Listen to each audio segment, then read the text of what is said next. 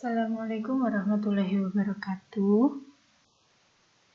Nah, selanjutnya ada hukum pertama termodinamika. Kalau yang di materi yang kemarin itu adalah hukum ke-0. Nah, selanjutnya kita ada punya hukum pertama termodinamika. Sebelum kita ke hukum pertama termodinamika, kita ingat kembali yang namanya hukum kekekalan energi. Perubahan pada energi sistem itu adalah sama dengan jumlah dari semua perpindahan energi yang melewati batas sistem. Jadi energi awal itu sama dengan energi akhir. Nah, sedangkan kalau hukum pertama termodinamika itu merupakan kasus khusus dari hukum kekekalan energi yang meliputi perubahan energi dalam dan perpindahan energi yang berupa kalor dan usaha. Dua cara energi yang dipindahkan antara sistem dengan lingkungan. Nah, yang pertama itu adalah dengan usaha dilakukan pada sistem yang mengharuskan adanya perpindahan secara makroskopis dari titik kerja gaya. Usaha itu menghendaki adanya perpindahan secara makroskopis. Artinya kita bisa mengetahui bahwa di situ terjadi yang namanya perpindahan. Selanjutnya dipindahkan melalui kalor. Nah, kalau untuk yang kalor ini terjadi pada level molekuler ketika ada perubahan atau perbedaan suhu yang melintasi batas sistem. Perubahan energi dalam sistem dan menghasilkan perubahan yang dapat diukur pada variabel makroskopis sistem. Jadi dua caranya itu, yang pertama dengan melakukan usaha pada sistem, yang kedua adalah ketika ada perbedaan suhu yang melintasi batas sistem. Apa sih hukum pertama termodinamika? Hukum pertama termodinamika itu bunyinya adalah delta E dalam sama dengan Q plus W, atau perubahan energi dalam adalah energi kalor ditambah usaha. Jadi kesemuanya ini satuannya adalah joule. Energi satuannya joule, energi kalor satuannya joule, usaha juga satuannya joule. Q dan W atau kalor dan usaha itu bergantung pada lintasan, tetapi tidak dengan Q plus W. Q plus W itu adalah energi dalam. Jadi perubahan energi dalam itu tidak bergantung pada lintasan. Yang bergantung pada lintasan adalah Q dan W-nya. Konsekuensi pentingnya adanya nilai energi dalam yang nilainya ditentukan oleh keadaan sistem. Jadi energi dalam juga merupakan variabel keadaan. Nah, untuk tanda-tandanya, apakah itu negatif atau mungkin positif, itu tergantung dari kesepakatan awal kita tadi. Kapan Q itu bernilai negatif, kapan dia bernilai positif. Begitu juga dengan W, kapan dia bernilai positif, kapan W itu menggunakan tanda negatif. Nah, hukum pertama termodinamika adalah persamaan kekekalan energi, di mana satu-satunya energi yang berubah dalam sistem adalah energi dalam. Contohnya ini, suatu sistem yang terisolasi atau terinsulasi. Kalau dia terisolasi berarti tidak ada perpindahan energi kalor dan usaha yang diberikan pada sistem adalah 0. Jadi di dalam suatu sistem yang terisolasi itu energi dalamnya konstan karena tidak ada perpindahan energi kalor dan usahanya 0. Kalor dan usahanya adalah 0. Sehingga perubahan energi dalamnya 0 atau energi dalam awal sama dengan energi dalam akhir. Nah, selanjutnya untuk yang sistem yang tidak terisolasi dan berupa siklis. Siklis itu keadaan akhir dan awalnya sama atau kembali ke keadaan semula. Itu perubahan energi dalamnya juga 0. Untuk yang di sini, Q-nya itu sama dengan negatif W. Kalau yang sistem terisolasi, Q dan W-nya 0. Kalau yang sistem tidak terisolasi, Q sama dengan negatif W. Selanjutnya, ada aplikasi hukum pertama, termodinamika. Sebelum itu kita akan mengenal atau mengingat kembali proses-proses termodinamika ideal. Itu ada 4. Yang pertama ada adiabatik, yang kedua ada isobarik, yang ketiga ada isovolumetrik, dan yang terakhir adalah isotermik. Adiabatik itu ditandai dengan kalornya 0 atau prosesnya itu tidak ada energi kalor yang masuk atau yang keluar dari sistem. Nanti yang isobarik itu adalah proses di mana tekanan awal dan tekanan akhir sama. Untuk yang isovolumetrik itu adalah proses ketika volume awal sama dengan volume akhir. Untuk yang isotermik itu berarti suhu awal dan suhu akhir dari proses itu tetap. Kita masuk ke proses adiabatik. Proses adiabatik itu dapat terjadi dengan kita menginsulasi atau mengisolasi dinding sistem secara termal. Jadi dindingnya itu dijaga supaya nggak ada yang bebas keluar ataupun masuk. Apa yang bebas? Nah, yang bebas keluar masuk itu adalah kalor. Jadi proses adiabatik itu dengan kita mengisolasi dinding supaya nggak ada kalor yang keluar ataupun yang masuk sistem. Nah, ini gambarnya.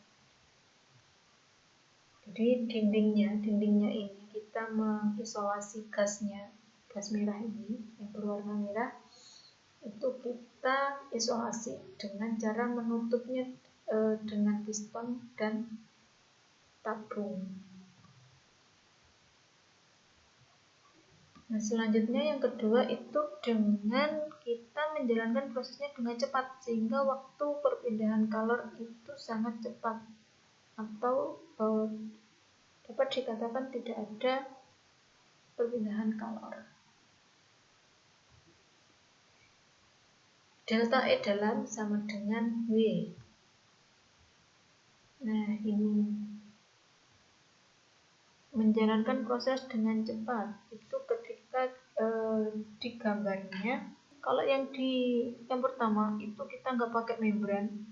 Nah, yang kedua ketika kita menjalankan prosesnya dengan cepat itu kita beri sebuah membran di antara gas dengan piston. Gas yang memiliki suhu awal TI dan dibatasi oleh membran tipis. Jadi yang ini adalah vakum, yang merah adalah gasnya. Kemudian lama-kelamaan membrannya pecah atau sobek. Ketika membran itu sobek, maka gas yang di dalam ini dia akan dengan cepat akan masuk ke dalam ruang yang vakum ini.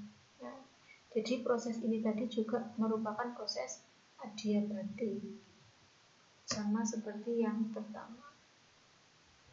Nah, selanjutnya ada ekspansi bebas adiabatik atau pengembangan gas yang secara cepat pada proses adiabatik. Itu terjadi pada wadah yang terinsulasi atau terisolasi. Gasnya itu mengembang ke dalam ruang vakum. Nah, ke dalam ruang vakum ini tadi ketika membrannya sobek, maka gas dia akan dengan cepat mengisi ruang vakum. Nah, gas mengembang ke dalam ruang vakum. Nah, pada proses ini tidak ada usaha yang bekerja pada atau oleh gas. Jadi usahanya 0 atau W sama dengan 0. Di proses adiabatik itu perpindahan kalornya atau kalor yang keluar masuk itu juga 0. W-nya atau usahanya yang bekerja itu juga 0. Maka delta E dalamnya atau perubahan energi dalamnya itu dia juga akan menghasilkan 0 atau artinya di proses adiabatik itu tidak ada perubahan energi dalam. Energi dalam gas ideal itu hanya bergantung pada suhu. Nah, ini proses isobarik atau proses di mana tekanan gas itu dijaga tetap atau konstan. Nah, itu kita bisa membuat proses isobarik dengan membuat piston. Ini pistonnya dibiarkan bebas bergerak. Jadi dia dibebaskan untuk bergerak naik ataupun turun, sehingga selalu dalam keadaan setimbang antara gaya neto dari gas yang mendorong ke atas, gasnya di sini mendorong ke atas, dan berat piston yang ditambah dengan gaya dari tekanan atmosfer yang mendorong piston ke bawah. Jadi setimbang atau seimbang antara yang naik dan yang turun. Nah, usaha di proses isobarik itu adalah W sama dengan min P dikali volume akhir dikurangi volume awal. Selanjutnya proses termodinamika yang ketiga adalah isovolumetrik atau isokorik. Itu diperoleh atau didapat atau terjadi dengan kita menjepit piston pada posisi yang telah ditentukan.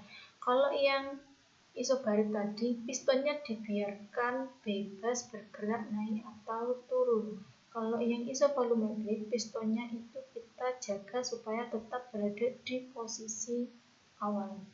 Nah, dengan cara menjepit piston pada posisi yang telah ditentukan. Nah, pada proses isovolumetrik, usaha yang dilakukan, usaha yang bekerja, itu juga 0. Nah, kenapa 0? Karena W tadi adalah min P dV. Ketika dV atau perubahan volumenya 0, maka otomatis W-nya juga 0. Karena W-nya 0, maka perubahan energi dalamnya adalah sama dengan Q. Itu artinya, jika energi ditambahkan oleh kalor ke sistem yang volumenya itu dijaga konstan, maka seluruh energi yang masuk ini tadi itu dia akan digunakan untuk meningkatkan energi dalam. Delta E dalam sama dengan Q, itu artinya ketika ada Q yang masuk atau kalor yang masuk, maka keseluruhannya digunakan untuk meningkatkan energi dalam. Nah, selanjutnya ada proses isotermal. Proses isotermal itu ketika suhu awal sama dengan suhu akhir.